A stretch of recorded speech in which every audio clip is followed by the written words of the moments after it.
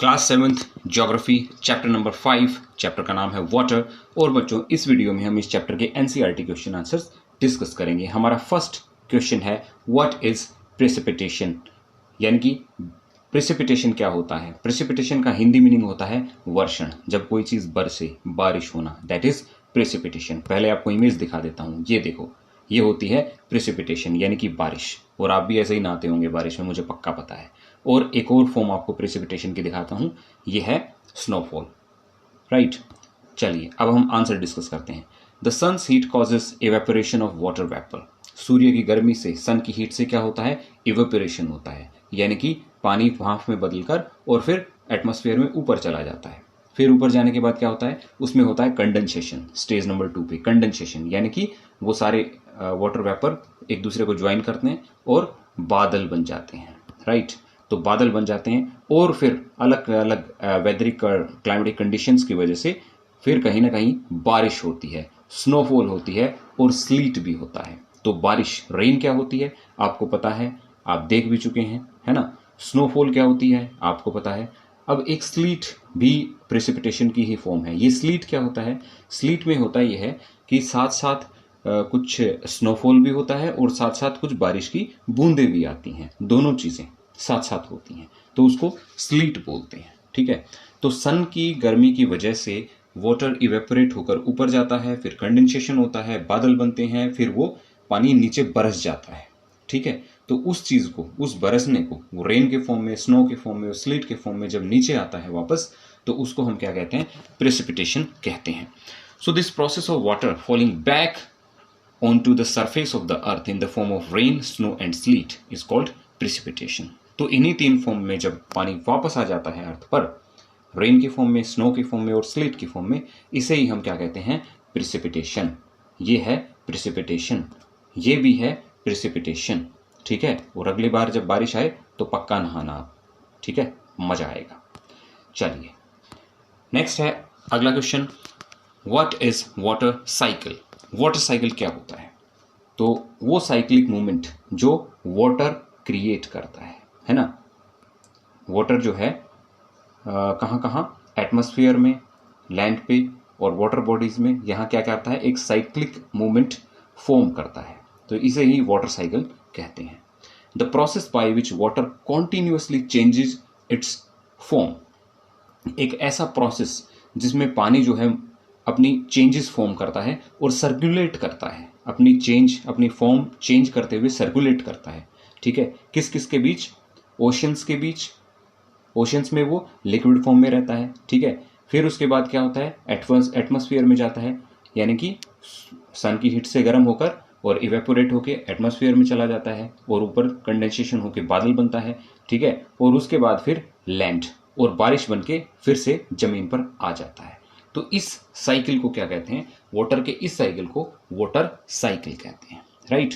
सो ये हो गई बात। यहाँ पे ये चार्ट भी लगा हुआ है, आप देख सकते हैं। सो सबसे पहले वाटर बॉडीज से क्या हुआ, इवेपोरेशन, ठीक है। वाटर बॉडीज में पानी अवेलेबल है, फिर होगा इवेपोरेशन, उसके बाद यहाँ पे हुआ कंडेंसेशन और फिर बारिश हो गई, प्रेसिपिटेशन, और वाटर का जो साइकिल है वो मेंटेन हो गया। तो वो पानी जब साइक्लिक मूवमेंट में मूवमेंट करता है, कहाँ कहाँ, वाटर बॉडीज में, ओशंस में, एटमॉस्फेयर में और फिर लैंड पे, तो इसे ही क्या कहते हैं, वाटर साइकिल कहते हैं। नेक्स्ट क्वेश्चन, क्वेश्चन नंबर 3 है, what are the factors affecting the height of the waves. वो कौन से फैक्टर हैं जो वेव्स, जो लहरें होती हैं, लहरों की हाइट पर असर डालते हैं, ठीक है। तो कौन से फैक्टर हैं, स्पीड ऑफ विंड, ठीक है। विंड की स्पीड अगर तेज होगी तो वो जो समुद्र का जो सरफेस है, जो सरफेस वाटर है, उस पर टकराएगी और टकराने के बाद क्या होगा, वो उस पर असर डालेगी और पानी में लहरें उठेंगी, राइट। उसके बाद क्या है, अर्थक्वेक। जब अर्थक्वेक आता है सो डेफिनेटली समुद्र के आसपास के एरियाज में अर्थक्वेक जब आता है तो क्या होता है, समुद्र में ऊंची लहरें उठती हैं, ये उसको अफेक्ट करता है। वोल्केनिक इरप्शन, समुद्र के आसपास, समुद्र के अंदर जब वोल्केनिक इरप्शंस होते हैं तो लहरें जनरेट होती हैं, ऊपर उठती हैं, ठीक है। अंडर वाटर लैंडस्लाइड, और जमीन के अंदर जब लैंडस्लाइड्स होते हैं तो वो भी जो वेव्स की हाइट है उस पर बहुत असर डालता है, राइट। नेक्स्ट क्वेश्चन है विच factors affect the movement of ocean water. वो कौन से फैक्टर हैं जो ओशन वाटर की मूवमेंट पर असर डालते हैं, जिनकी वजह से समुद्र का पानी मूव करता है, गति करता है, वो कौन से फैक्टर हैं। पहले क्वेश्चन में हमने क्या किया था, पहले क्वेश्चन में हमने समझा था वो फैक्टर्स जो समुद्र की तरंगों पर असर डालते हैं, समुद्र की लहरों पर असर डालते हैं, ठीक है। और यहाँ पे सी वाटर की मूवमेंट पर असर डालने वाले फैक्टर हम समझ रहे हैं, है ना। तो सी वाटर की मूवमेंट पर, ओशन वाटर की मूवमेंट पर असर डालने वाले फैक्टर्स कौन से हैं, चलिए देखते हैं। पहला है विंड, तो विंड मूवमेंट उस पर असर डालती है। टेम्परेचर उस पर असर डालता है, ठीक है। Gravitational pull of sun and moon, sun और मून का ग्रेविटेशनल पुल, इसकी वजह से क्या जनरेट होता है, टाइड्स जनरेट होते हैं, ठीक है। Warm and cold currents generate होते हैं, ठीक है। तो इन करंट की वजह से वाटर अलग अलग वाटर स्ट्रीम्स में बहना शुरू करता है। तो विंड असर डालती है, विंड पानी की मूवमेंट पर असर डालती है। टेम्परेचर की वजह से उसमें मूवमेंट होती है, ठीक है। ग्रेविटेशनल पुल हो गया सन एंड मून का, जो कि टाइड लेके आता है। और warm and cold ocean currents जो हो गए, इनकी वजह से भी वाटर अलग अलग डायरेक्शन में मूवमेंट करना शुरू करता है, राइट।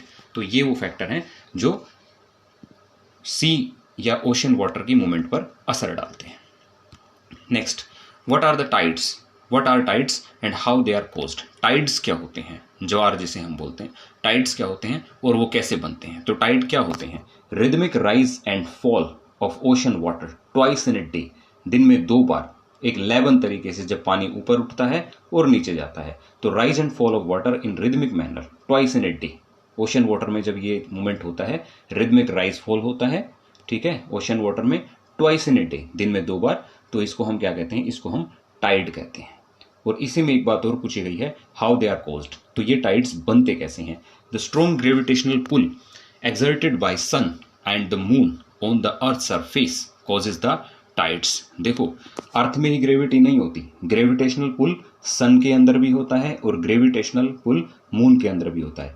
तो सन जो है वो अपनी ग्रेविटी दिखाता है अर्थ पर, यानी कि सन की ग्रेविटी का असर अर्थ पर पड़ता है और मून की ग्रेविटी का भी असर अर्थ पर पड़ता है। तो और कुछ तो नहीं इनकी तरफ अट्रैक्ट होता, लेकिन हाँ, पानी जरूर अट्रैक्ट हो जाता है। तो पानी, समुद्र का जो पानी है वो सन की तरफ खिंचता है, ठीक है, फिर वो वापस आता है। तो इसकी वजह से टाइड जनरेट होते हैं। सेम कहानी मून के साथ होती है, मून भी अपनी ग्रेविटी अर्थ पर अप्लाई करता है और उसकी वजह से टाइड आते हैं। तो टाइड आते क्यों हैं, टाइड क्यों जनरेट होते हैं, सन और मून की ग्रेविटी की वजह से टाइड्स आते हैं। The strong gravitational pull exerted by the sun and the moon on the earth surface. तो सन और मून जो है वो अर्थ के सरफेस पे अपना ग्रेविटेशनल पुल एक्सर्ट करते हैं, अपनी ग्रेविटेशनल फोर्स, उनकी जो ग्रेविटेशनल फोर्स है उससे अर्थ पर टाइड्स आते हैं। समुद्र का जल थोड़ा थोड़ा खिंचता है ऊपर की तरफ, राइट। तो इस तरीके से टाइड्स आते हैं सन और मून की वजह से। नेक्स्ट, अगला क्वेश्चन है, what are ocean currents. Ocean currents क्या होते हैं। So ocean currents are streams of water flowing constantly on the ocean surface in definite directions. क्या होते हैं ओशन करंट्स। ओशन का जो सरफेस होता है, समुद्र की जो सतह होती है, उसके ऊपर कुछ वाटर की स्ट्रीम्स होती हैं जो एक डेफिनेट डायरेक्शन में मूव करती हैं।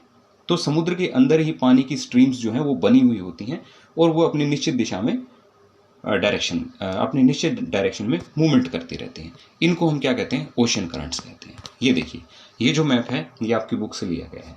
यहाँ पे ये देखो, यहाँ पे इक्वेटोरियल रीजन में क्या हम पाते हैं, हॉट ओशन करंट्स पाते हैं। क्यों, क्योंकि यहाँ पे हीट ज़्यादा पड़ती है, डायरेक्ट सनरेज आती हैं, तो यहाँ पे हॉट ओशन करंट जनरेट होता है और इधर पोलर रीजन की तरफ चलना शुरू होता है, ठीक है। तो वाटर की ये जो स्ट्रीम्स आप देख रहे हो ना, ये जो रेड एरो से दिखा रखी हैं, ये क्या है, ये हॉट ओशन करंट्स हैं। और पोलर रीजन में कैसे जनरेट होते हैं, कोल्ड ओशन करंट्स जनरेट होते हैं। क्यों, वहां पे ठंडा एनवायरनमेंट है, राइट। सो सेकंड पॉइंट देखो, ओशन करंट्स में भी वार्म और कोल्ड। टेम्परेचर के हिसाब से ओशन करंट जो हैं गर्म हो सकते हैं, ठंडे हो सकते हैं। Generally the warm ocean currents originate near the equator. गर्म कहाँ ओरिजिनेट होंगे, इक्वेटर के पास और पोल्स की तरफ जाएंगे। और कोल्ड ओशन करंट्स जो हैं ये पोलर रीजन, ये कहाँ जाएंगे, the cold ocean currents carry water from polar और higher latitudes to tropical and lower latitudes. तो ये ट्रॉपिकल और लोअर लेटीट्यूड्स की तरफ पानी को लेकर आते हैं। कौन सी ocean current? Cold ocean currents, right. Third point देखो, Labrador ocean current is cold current. Example दिया हुआ है, लेब्राडोर ओशन करंट कैसा है? कोल्ड ओशन करंट है, और गल्फ स्ट्रीम एक वार्म ओशन करंट है, राइट। तो समुद्र के अंदर ही, समुद्र की यानी कि महासागरों के अंदर, ओशन के अंदर, ओशन के सरफेस पे डेफिनेट डायरेक्शन में जो वाटर की स्ट्रीम्स मूवमेंट करती हैं, जो कि गर्म भी हो सकती हैं, जो कि ठंडी भी हो सकती हैं, ठीक है, ये वाटर की स्ट्रीम्स को ही हम क्या कहते हैं? ओशन करंट्स कहते हैं, राइट। सो ये हुआ हमारा ओशन करंट। नेक्स्ट क्वेश्चन पे आते हैं, give reasons. Ocean water is salty. भाई कारण बताओ, ओशन वाटर सॉल्टी क्यों होता है? महासागरों का जो पानी होता है वो सॉल्टी क्यों होता है, right. So ocean water is salty because it contains a large amount of salt dissolved in it. Salty इसलिए होता है क्योंकि इसके अंदर बहुत ज़्यादा अमाउंट में सॉल्ट और इस तरह के मिनरल्स डिजोल्व होते हैं, उसमें मिले हुए होते हैं। Salt present in ocean water is mostly sodium chloride. कौन सा सॉल्ट होता है इसके अंदर? सोडियम क्लोराइड होता है, और common salt that we consume. अगले क्वेश्चन पे हम आते हैं, the quality of water is deteriorating. Water की जो क्वालिटी है वो डिटीरियोरेट हो रही है। डिटीरियोरेट का मतलब क्या होता है? खराब होना, किसी चीज का खराब होते रहना। तो पानी की जो क्वालिटी है, पानी का जो गुण है, पानी की जो क्वालिटी है वो धीरे धीरे डिटीरियोरेट हो रही है। तो गिव रीजन, क्यों डिटीरियोरेट हो रही है, क्यों पानी खराब हो रहा है, राइट। चलिए पॉइंट नंबर 1 देखो, throwing garbage and other waste in water bodies. हम लोग क्या करते हैं? हम वाटर बॉडीज में क्या करते हैं? गार्बेज, कूड़ा कचरा फेंक देते हैं, तो इस वजह से पानी खराब हो रहा है ना, उस वाटर के अंदर पोल्यूशन होने लगा है। Chemicals and industrial waste release from the industries. और इंडस्ट्रीज के जो ओनर हैं, इंडस्ट्रीज जो लोग चला रहे हैं, जो ध्यान से काम नहीं कर रहे, जो इन्वायरमेंट के प्रति सचेत नहीं है, तो वो पानी को, अपने वेस्ट मटेरियल को बिना ट्रीट किए ही वाटर बॉडीज में, नदियों में, ओशंस में, समुद्रों में रिलीज कर देते हैं, ठीक है। तो क्या होता है? इससे वाटर पोल्यूट होता है, पानी की क्वालिटी डिटीरियोरेट होती है, खराब होती है। थर्ड पॉइंट है, increased use of fertilisers, insecticides and pesticides. तो बहुत ज़्यादा, जब किसान लोग बहुत ज़्यादा फर्टिलाइजर्स, इंसेक्टिसाइड, पेस्टिसाइड्स यूज़ करते हैं, तो ये जो केमिकल फर्टिलाइजर्स होते हैं, इंसेक्टिसाइड्स होते हैं, पेस्टिसाइड्स होते हैं, ये बहुत ज़्यादा इन्वायरमेंट फ्रेंडली नहीं होते, ये इन्वायरमेंट को नुकसान पहुंचाते हैं। तो ये मिट्टी में मिल जाते हैं, उसके बाद मिट्टी के, ज़मीन के अंदर जो एक्वीफर होता है उसका पार्ट बन जाते हैं, या बहकर वाटर बॉडीज़ में चले जाते हैं और पानी को ख़राब करते हैं, उसकी क्वालिटी को डिटीरियोरेट करते हैं, ठीक है। नेक्स्ट है डिफोरेस्टेशन। डिफोरेस्टेशन की वजह से भी पानी की क्वालिटी डिटीरियोरेट होती है। इंक्रीज पॉपुलेशन, जब पॉपुलेशन बढ़ जाती है तो बढ़ी हुई पॉपुलेशन बहुत ज़्यादा रिसोर्सेज को यूज़ करती है, ठीक है ना, तो उससे बहुत ज़्यादा गार्बेज भी जनरेट होता है, ठीक है, और इससे क्या होता है? पानी क्वालिटी डिटीरियोरेट होती है। ओवर यूटिलाइजेशन, जब पानी को हम ओवर यूटिलाइज करते हैं तो फिर वो दोबारा से जो है सीवेज में जाता है, नालियों में जाता है, ठीक है, और ओवर यूटिलाइजेशन भी एक कारण बनता है पानी की क्वालिटी का खराब होने का, ठीक है, डिटीरियोरेशन का।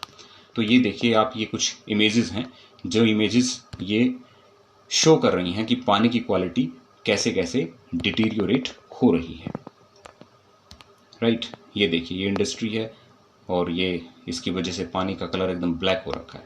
यहाँ पे कूड़ा कचरा पड़ा है ना, यहाँ पे शिप है, शिप का ऑयल जो है वो रिलीज़ हो रहा है, यहाँ पे कोई वेस्ट वाटर बॉटल्स वगैरह, यहाँ सब ये सब रिलीज़ किए जा रहे हैं। तो इन सब कारणों की वजह से जो पानी की क्वालिटी है वो दिन पर दिन खराब होती जा रही है, राइट। ये सब बातें। Next, tick the correct answers. The process by which water continuously changes it's form and circulate between ocean, atmosphere and land. वो कौन सा प्रोसेस है जिसके जरिए पानी ओशन में, एटमॉस्फेयर में और लैंड में सर्कुलेट करता है? So definitely that is what? Water cycle, tide, ocean currents. तो वो है वाटर साइकिल। वाटर साइकिल हमारा आंसर है। वाटर साइकिल के जरिए ही पानी ओशन से फिर एटमॉस्फेयर में और फिर लैंड में सर्कुलेट करता है। Next question, generally the warm ocean currents originate near. Warm ocean currents कहाँ जनरेट होता है, कहाँ ओरिजिनेट होता है? तो पोल्स के पास? बिल्कुल भी नहीं, वहाँ तो ठंडा रहेगा। इक्वेटर के पास? बिल्कुल, तो इक्वेटर के पास वार्म ओशन करंट्स जनरेट होता है। थर्ड क्वेश्चन है, the rhythmic rise and fall of the ocean water twice in a day is called tide. तो उसको हम क्या कहते हैं? टाइड कहते हैं। हमारा नेक्स्ट क्वेश्चन है, मैच द फॉलोइंग। तो चलिए मैचिंग करते हैं। सो कैस्पियन सी जो है ये क्या है, लार्जेस्ट लेक है।